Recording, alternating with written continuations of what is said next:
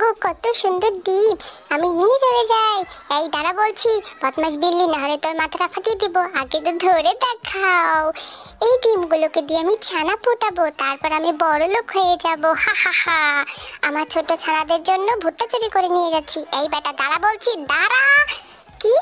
আমাকে আগে ধরে তো দেখো, কেউই পারে না আমাকে ধরতে। আমি হলাম বিখ্যাত চোর। এই ছোট্ট ছানাগুলাই একদিন বড় হয়ে যাবে, আর তারাও ডিম দিবে, তাদেরও বাচ্চা হবে। ইমা, এ কি!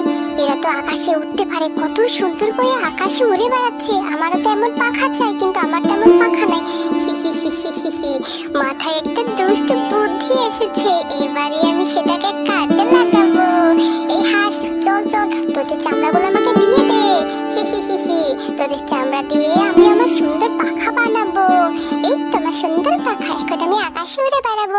আকাশে বাতাসে চল সাথে উড়ে চল।